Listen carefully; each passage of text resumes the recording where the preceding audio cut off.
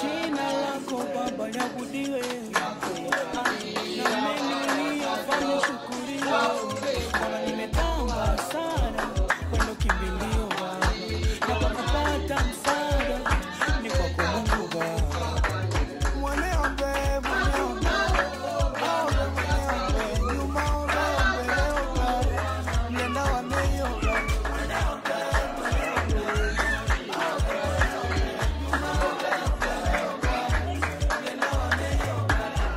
Niseme we Baba, kwa maoni komando, nazidi kunipambania.